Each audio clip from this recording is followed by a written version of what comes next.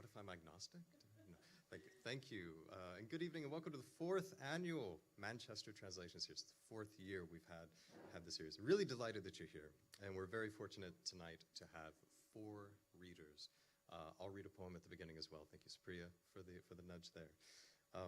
We've had several, over the last 2 days, we've had 8 events here in the Poetry Library. It's the 8th, featuring 11 guests representing over 20 languages. It's been amazing. We've talked about indigenous literature, translating indigenous literature. We've talked about the ethics of kind of Anglophone control and hegemonic systems and things in translation. We've talked about mistranslation. We've also talked about the kind of productive kind of lines between languages and how to access those in our writing as well. So it's been really fun. And we've just had some humor, translating from different languages. So I do recognize some faces here who have been to several events. Thanks for that. Looking at you, Radical. Appreciate it. But for, even if this is the first event that you've attended, grateful to have you here. So the future of multilingualism is one thing in particular that we often talk about. And a series like this requires the work of many hands. So I'd like to begin with thanks. Thank you first to Manchester Poetry Library and program manager Martin Kratz, who does an enormous amount of work. He's back there, but he does so much work keeping everything afloat and doing amazing extra events on top of that. So grateful for that. Thank you also to Anita I, Abhijit Singh, Supriya as well, Kasia Dhaliwal, for hosting panels during the last 2 days and for reading your work tonight. So grateful for that. So I'll go ahead and read the bios for the 4 readers tonight. And then I'll get out of the way. And then the order of the readings will be Supriya, Anita, and then also Joseph Conway joining us this evening, and then Abhijit Singh. Supriya is a writer and literary translator currently based in Manchester, where she's working towards a practice-based PhD at MMU's Center for Place Writing. Her debut collection, which I think we're going to be hearing some poems from tonight, is the Yak Dilemma. I highly recommend it. It was published by Makina Press. Anita I is a poet and artist, just recently graduated from the MFA program here. So now doing bigger and better things, working with City of Literature and other lovely projects. Her work bears witness on lives in between, drawing on past lives as an engineer, strategy, consultant, marketer. I said this earlier today, but talk to Anita if you want to hear interesting stories about Silicon Valley and bizarre things. You've had an amazing kind of portfolio career. And you work in different media, Anita, including poetic word, data, and space. Born in Hong Kong and raised in North America, Anita's writing has been longlisted for the National Poetry Competition 2021 and commissioned for the International Day for the Elimination of Racial Discrimination. Joseph Conway, also joining us, is a writer from Doncaster living in Manchester. Spent 5 years editing The Lemming, in which time he came to poetry with a debut collection out with Death of Workers, whilst building Skyscrapers Press called Cloth House, coming later this year. So looking forward to that, Cloth House. Keep it on your radar. He runs a monthly night called Other People's Poetry. You will see a very handsome kind of risograph, chic flyer, broadsheet for it back there. Do take a look. Do come out to that if that interests you. And also a bi-monthly workshop with Abhijit called The Less Said, the More We'll Shut Up About It. It's a great title. Last but not least will be Abhijit, the poet and translator of many cities. Their work has appeared in the Bombay Literary Magazine, Propel, Lutgang, Grand Electric, Peter Barlow's Cigarette. Their Hindi poems have appeared in Hindui and Sadovina. Did I do okay? Okay, thank you. Well, you did kind of give me the phonetic pronunciation. If I had messed that up, it would have been very sad. They're a recipient of the Collaborative Doctoral Award, Manchester City of Literature, and Manchester Metropolitan University. So Supriya and Abhijit, both PhD students here. I'll begin with a poem of my own, which I haven't done in the Manchester Translation Series so far. And it's an original poem, but it's one that plays with the Greek mythological figure of the chimera, or the chimera. And it plays a lot with a lot of the kind of conversations we've been having about the connection between the importance of, as human, what distinguishes us from AI, we are a body in space. We have a body. The body has needs. We read through listening with our whole body. So thinking of the connections between language and the body. And also fatherhood as well, chimeras. My daughter says she is the wolf singer. She plants the vertebrae of her enemies like seeds. She's 3. I understand. I too wear my antlers most of the time now. It only hurts the first 100 years. Sometimes she says, I was here before. I looked in the forest, but you were still a seed of you, not yet. So I waited. In my daughter's rock garden, today is Water's birthday. The moon is closing his eyes for a haircut, and my secret crown keeps getting caught on birds. Sing with your first tongue, my daughter. We can't afford to be human long. Thank you and welcome. Supriya.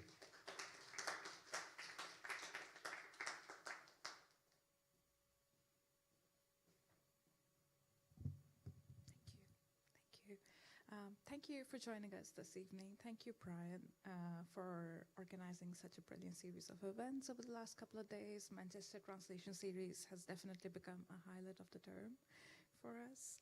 I'll read a few poems from a book, the Yak Dilemma. The opening poem in the book is called Meet Me in the Morning on No Man's Land. Meet me in the morning on no man's land, where there are no magpies, no ravens, no candles, no kettles, no cups, no saucers, no sun, no moon, no light, no darkness. Yet it is morning, but mornings on no man's land are different from the casual mornings we wake up to. Meet me in the morning where heads float and so do our hearts, where there is no gravity and the only thing that keeps us grounded is the fact that we are together and it is that time of the morning.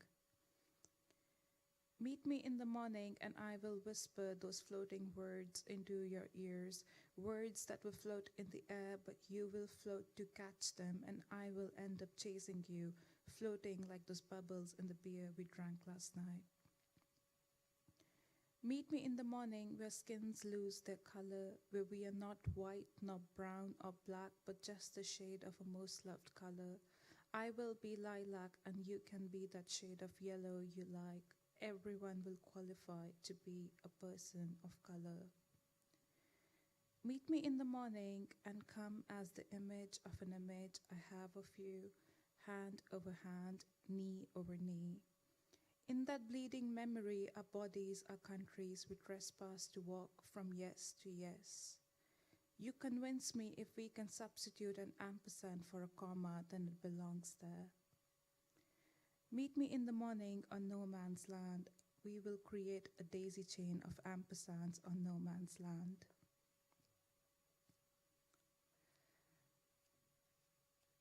We were just talking about Solmaz Sharif a few minutes ago. This poem was inspired by one of Solmaz Sharif's poem of the same title, Vulnerability Study. The consonants falling out of your mouth like kernels of a corn cob, feeling hurt in one language to heal in another, looking for helping verbs in translation to navigate all the stamps on your passport, your only directory of every desire, bound to fade, expire, renew over time. The vague sense of guilt on plucking a flower or killing an animal for the first time, yet experiencing no pain. Feeling the summer's triumph on your skin and winter's defeat in your bones. The memory of every window you looked out of, stirring your vision, blurring your reality. An immigrant saga on the hotel telly, breakfast buffets, nothing shared except the toothpaste. Sheets wrinkle like our lives, an investigation into the intimate affairs from yesteryears, a stranger's tongue twirling with the words like kismet and karma to know where are you originally from.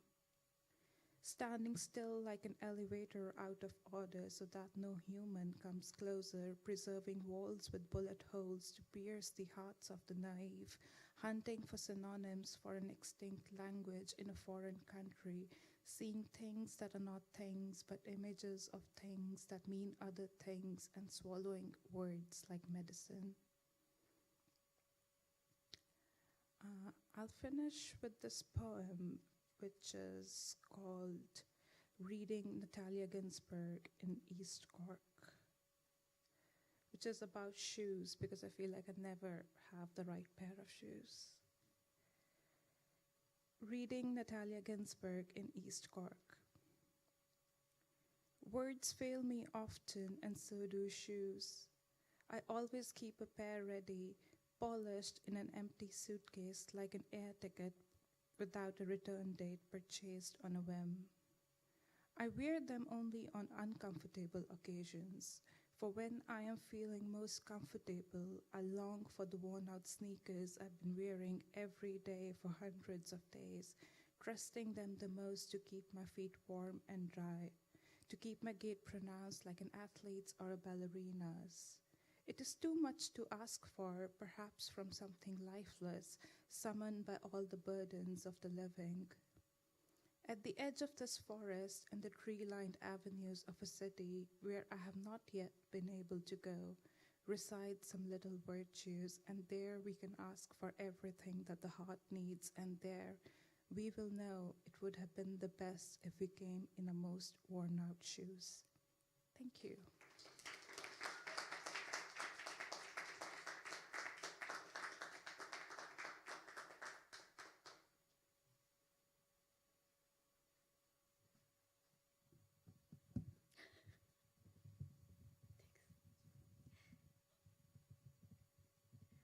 Hi, my name is Anita.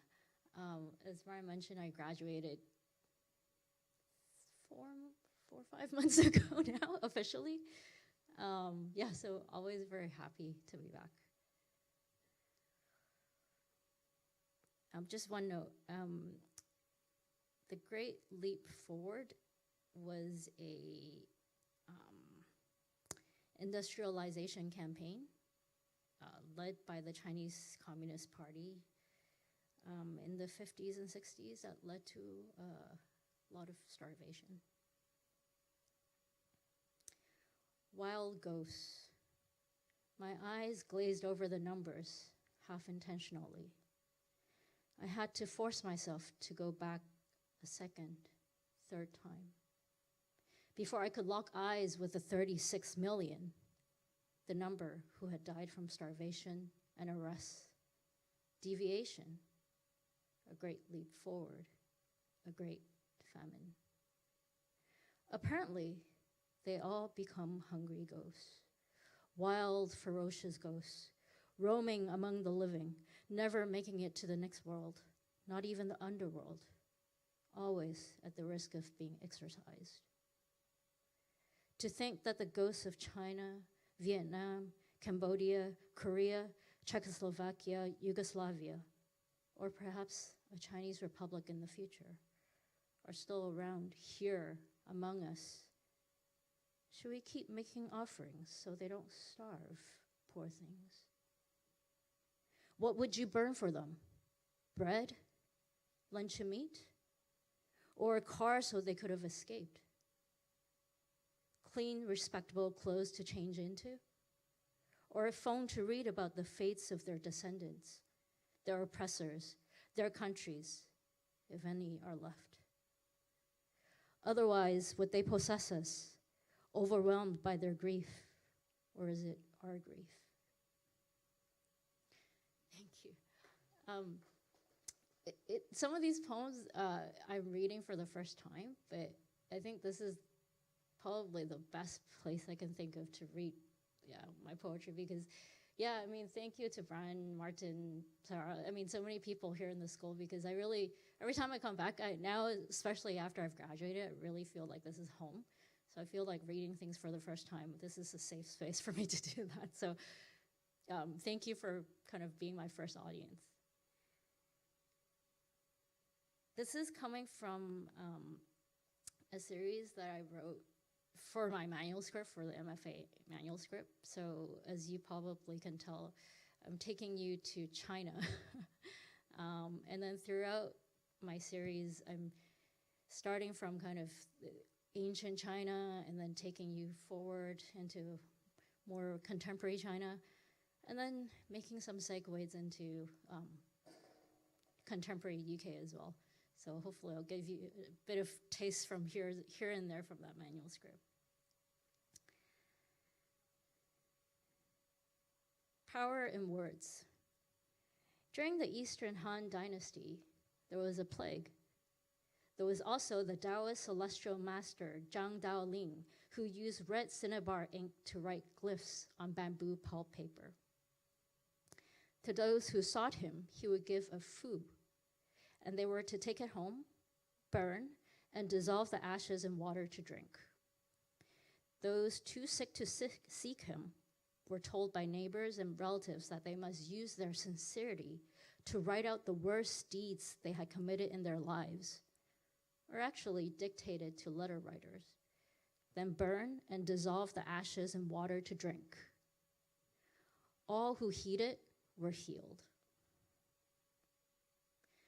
During the Jin Dynasty, after the War of the 8 Princes, in the era of the 16 kingdoms, there were a lot of ghosts, hungry, furious ghosts. There was also the great calligrapher Wang Shizhi, who wrote Ping An with powerful and expressive strokes for those who sought him, to burn and dissolve in water and spray at the 4 corners of their haunted homes. Those too poor to seek him would obtain imitations created by desperate opportunists. In the first instance, homes would be blessed against evil spirits. In the second instance, homes would be blessed against half the evil spirits. And then I continue with kind of more tales that lead into the modern day. I mentioned one word in there, Ping An. It's a word in Mandarin and Chinese that means kind of the state of being safe or at peace. And before I read the next poem, if you don't mind me showing you some images and taking you into Chinese history a little bit. These posters were very common during a lot of Mao's industrial campaigns. Like, they were called big character posters. And people would kind of all gather to read them. I don't know if you can see it, like in crowds. So writing and words had many, many functions during that period of China.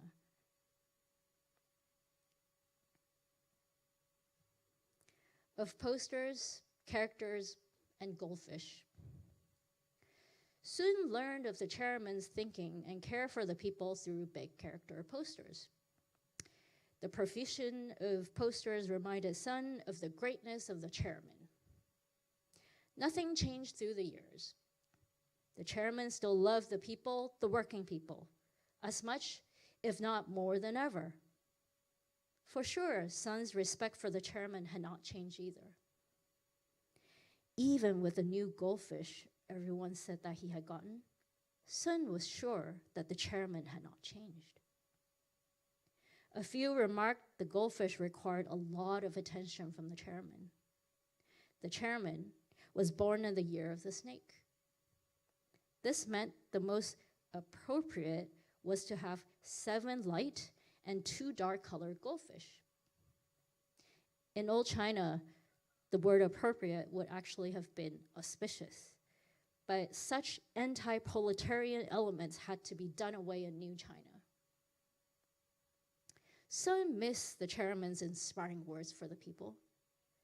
There were so many posters, Sun had to swallow trying to read them all. Being a farmer, he did not complete school and could only read simple characters, slowly. Because he did not read well, Sun particularly appreciated the calligraphy of the Chinese characters. He also helped at the mine and was always exhausted. The constant state of hunger made it even harder for Sun to concentrate. A single poster from the chairman himself would clarify the required thinking. The overwhelming graphics used in the posters did not speak to Sun. Maybe it was the illustration of the counter-revolutionaries that alienated Sun. They all had dunce hats and placards around their necks announcing their crimes. Sun wondered if the chairman knew about his hunger and the fear that he secretly felt. Sun was not sure if he felt better when later on he learned that they were not goldfish. They were actually snakes that the chairman had kept and was embodied in. The year the chairman died, an earthquake hit Tangshan and killed 250,000 people. Sun learned it happened because the holy snake was no longer here to hold the earth still.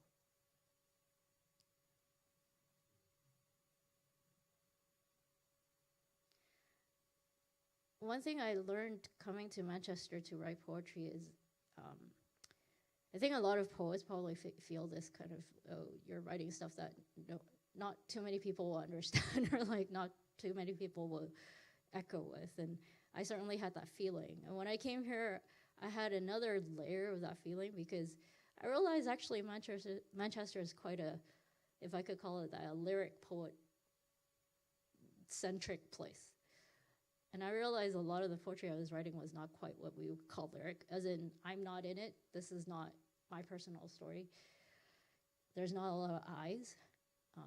So yeah, thanks for letting me kind of test all of that on you.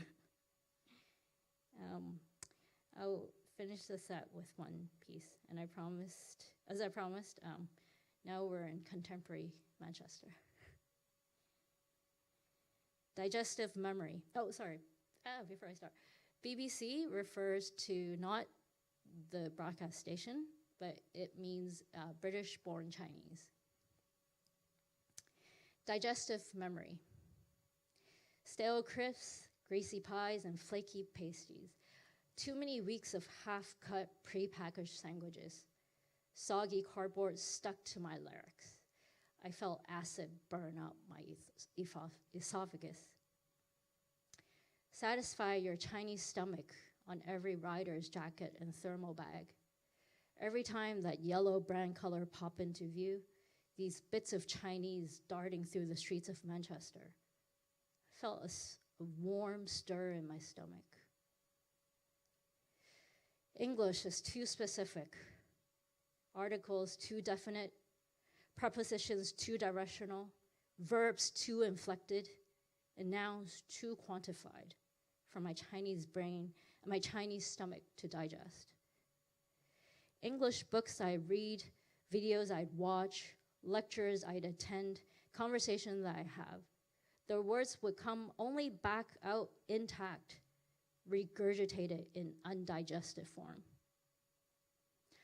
I longed for warm soup, the motion of using chopsticks, not so much the utensil in my hands, but more the transfer of morsels deep into my mouth, not removing from a fork pre-portioned nibbles, but clinging and biting into a large piece of chicken or a big mop of noodles.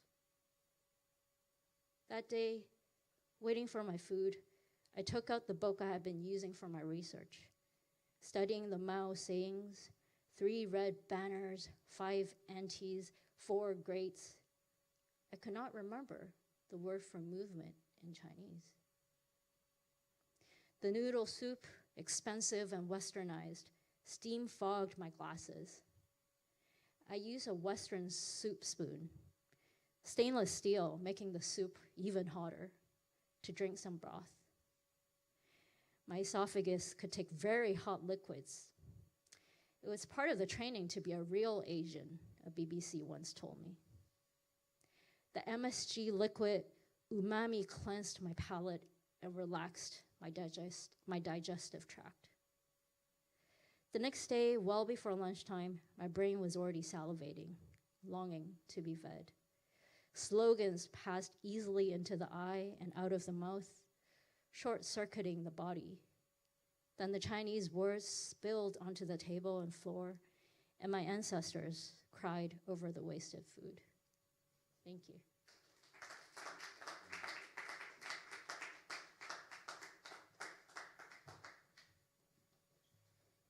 Oh, you do. You really don't have to do that. Thank you. I can do it. Thank you, darling. I'm technically working this evening, so I'm meant to be the person who adjusts things. And I made a joke earlier that, oh, you can adjust mine, but I really appreciate that you actually did it. Translation. One of the first stories I ever heard of translation was a biblical one. And it's the story of Belshazzar's feast. And in this story, there's a king, Belshazzar. He's the oppressor. And a hand appears at his feast, and it writes 4 words on the wall. And obviously this freaks him the fuck out. He gets very, very scared. And so he goes around the whole kingdom and demands that people translate this text for him, because he doesn't know what it means. And he says he'll give people lots of gold, and I think the third in power in his kingdom, which I know many translators don't get as much as that these days, but back in the day, they loved it. And so eventually they go through the whole kingdom and no one knows, and then there's a prisoner, and the prisoner comes up, and he knows this language, and the language is Aramaic, and the words say, Mene, mene, tekel, ufashin, which means numbered, weighed, and divided. And this is the fate of his kingdom. And so what fascinates me about this as a story of translation is that it's about fate, really, and the fear of the words we don't know. I was listening to Janani Ambikapath's conversation yesterday. She spoke about an indigenous community who she was translating and who were writing about climate change. And this was very interesting to me because in this story as well, you have a translator from below who's trying to write about the fate of the world and the fate of their world in particular. So this poem that I'm going to read today looks at the difference between our contemporary translations of fate, particularly narratives of the climate crisis. There's a delay in translation, a delay of embodiment of a new linguistic field of fate and all its implications. This is the focus of the poem. Living within this delay, our collective position of avoidance, which is really a relegation of the issue to the unconscious, this becomes the place where the words climate crisis and disaster and whatever else are translated into the spirit, as opposed to the conscious scream and fear of the king Belshazzar. I'm so sorry for such a long introduction. I just felt it was quite important because otherwise I don't think you're going to get it. This is called Mene Mene Tekel Upashin. This delay is not an echo or ricochet. It hasn't an alphabet, cortex, or table of elements. Nothing discernible. This delay, keeps on till there's something to say, and in its image, the earth, like school children, arranges itself. This delay's length is written on various walls, which slip beneath dirges, the weight of them collapsing somberly, great walls without much thought for them at all. This delay opens up and folds everything in. Nothing except a parapraxis underneath comes out, sings the numbers of time out and cuts them. These numbers bleed on the carpet. These numbers bleed inconsequentially. The sex of these numbers is felt, sex being the place where you fail to represent the moment's flailing lisp, to paint with this hand. This hand of the delay will somehow write all these illegible numbers into our fattish, caving stomachs, our pylori. Prisons fold in on themselves and reveal but one voice. It sings what it sees. It sees a hand. This hand will make all of this knife lyric legible. There will be no truth, but fangs through the hand, and when we are bitten, we'll get it. The bite is delayed. This delay will come frothing as pain patterns spread among nervous corridors, trembling, filled with their walls, until all that remains is a song that sings what it sees. This word will become flesh, and we will not notice. Some will sing hard in the night. This delay will stop nothing much. It will buy us blisters of peace as we retreat up our shoulders to bed. This delay wakes up just to go back to sleep again, not remembering that it did, but it did. That is, the delay is somewhere between an eye opening up and the patterns that spread on an eyelid when it sits shuttered, purring. This delay will be thought about, delaying, the blanket form of time. It's how life will be shaped. We sit in the delay, watching underpass cartoon graffitis, trying to hold a mass of song in our hands, all stained with the blood of numbers, all splitting like headaches. The second poem is a bit smaller and requires less introduction. It's called Endling. And endling is the term for the last of a species, and it ties in with translation because it's about speech and who you talk to when you're the last of your species. Endling. Hind-legged, drags a rock along the face of the earth, scurries, patrolling for a mirror, some way to understand the shades. So specific am I, so specific am I, with no capacity for self. This infertile psychosis, this endling frame, warped by absence, rock getting heavier, dark setting in, the last flesh I touched, I don't know how, I don't know how. Sorry, it's a bit sad. I'm going to read one more. I'm going to read it off my phone, which is terrible. You had an iPad, which I think was a real classy move. I'm going to read you another poem, finally. It's called Godiva. I write a lot around myths, and this is kind of a myth about... Godiva is this story about a woman who goes around on a horse to stop, naked, to stop her husband from raising the taxes in a village. And it's quite funny. And it's where the term peeping Tom comes from, because Tom looks, even though the whole village promised they wouldn't. And he goes blind, I think. This is about voice and language and the stripping of language. For 100 amicable years, there was no voice. We had to stop. The radios, the telegrams, the written word, the parapraxes, all declined, opted out from, as language wandered naked through the streets, the pituitary, marrow, through the blood. No books were written. People bit the pillows as they fucked and listened to the breeze, to hollow, empty parts, the sea. A word came on the 57th year. Everyone sighed. It took some time before we ever worked again. Thank you.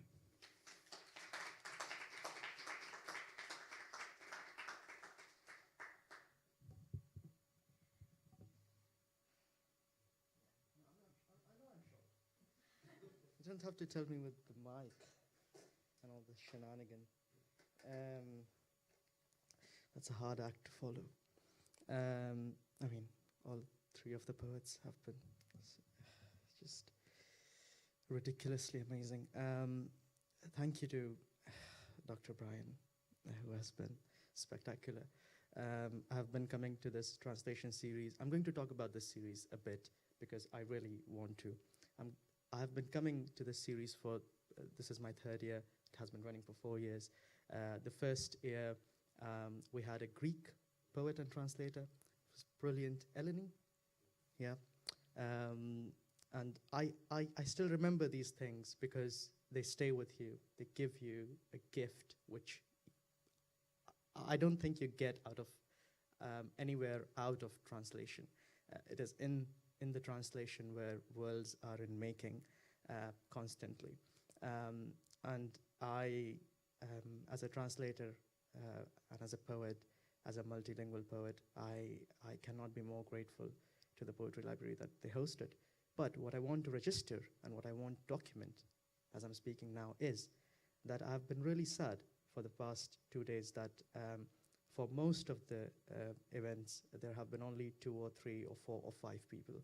And that's not the number we're looking at in future, and that's not our vision. So let's tell our friends, even if you're monolingual, even if you do just one language. My friend Joe does only one language, and he was here for 2 days. And so you know, let's widen the horizon, let's broaden the horizon. And thank you to Martin, Anita, and yeah.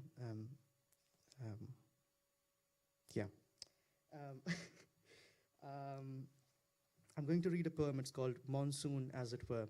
In India, monsoon is obviously the rainy season, which comes right after the very dry spell of summer, and people pray for it. We pray for the rain. It's a ritual. It's a festival, almost. And this poem is about a person who was in my life, an almost lover, and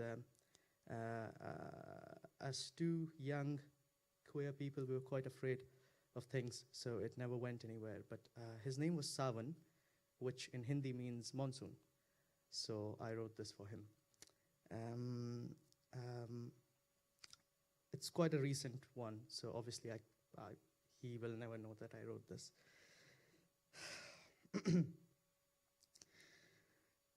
Oh, I'm okay. Monsoon, as it were. To us, monsoon, as it were, to us, Savan, a swan, a one, an awe, hiyava, a swang, if he uses tongue, saw, as in seeing, san, as in the rain smears the stubble on you with an atmosphere. Miles around you, one hears the grass as one rubs the face against yours. Sawa Ser, a bigger drop, fills your ear, next to which all the sweat balls on my upper lip are wannabes. You, one, me. My clothes won't dry anytime soon, and even if they do, the pages in me will turn, making a crisp sound, a burden of underfelt rain now dried in them, yellowing seasons with a past of lesser-known heartbreak. I break the word Savan in many ways here, in phrases, and yeah. This next poem is a ghazal, because we were talking about Agha Shahid Ali yesterday, and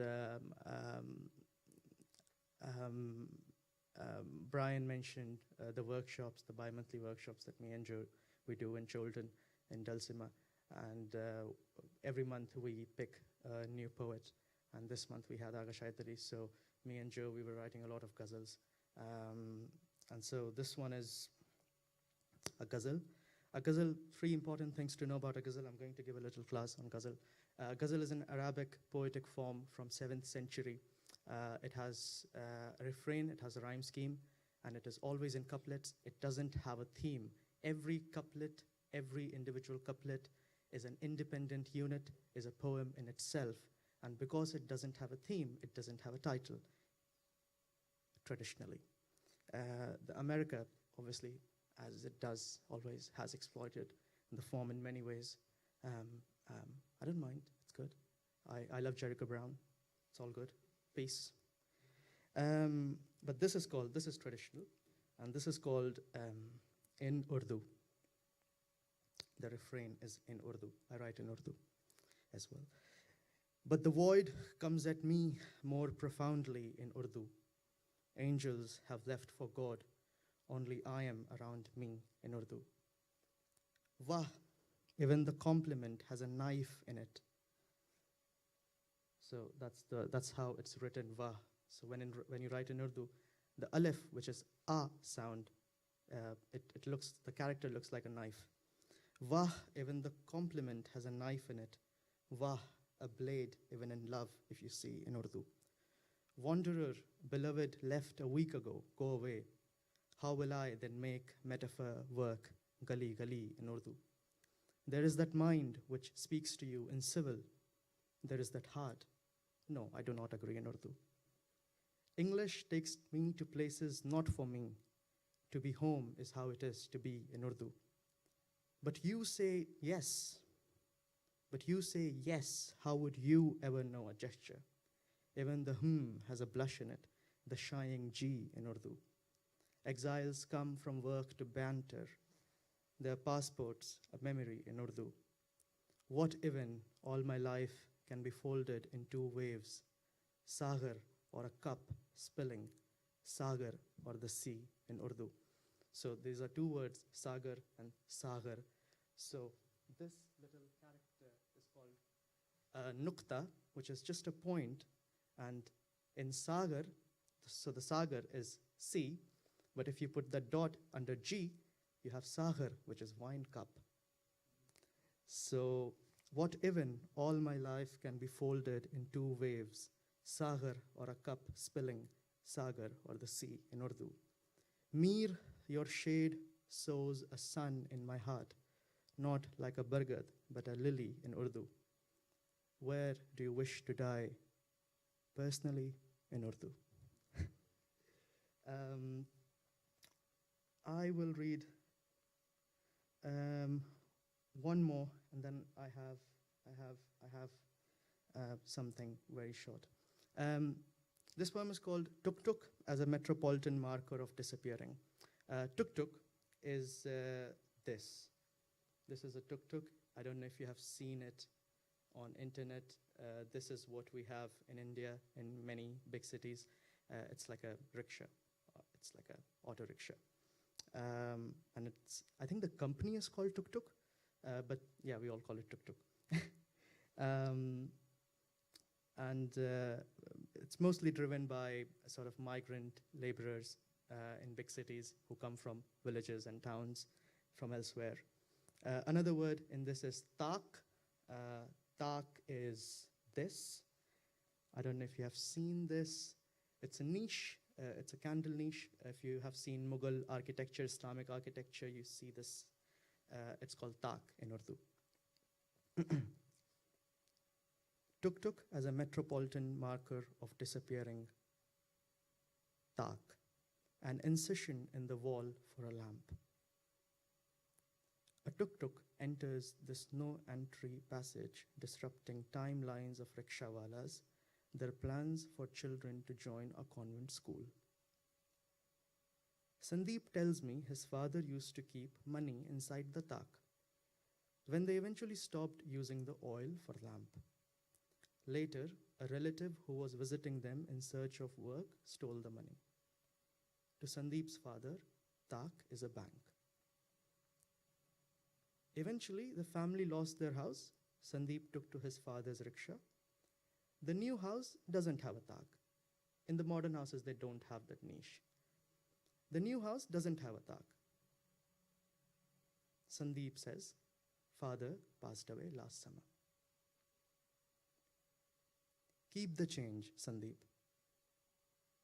A moment of tak between us flashes. He refuses reluctantly, as if knowing better than me the nature of redundant structures, their deceptive kindness, their fat belly. Not an exchange, or even a glance of statutory memory aesthetic.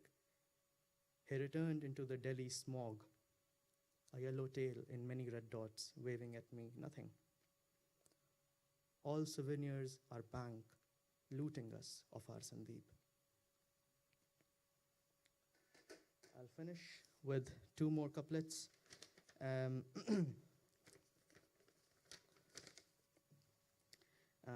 This is for you as you leave. Time turns to stove and whispers, may you live. Fire does the same to believers, may you live. To all the hearts wrung by their empty cities, sleep has come to your visitors, may you live. Thank you.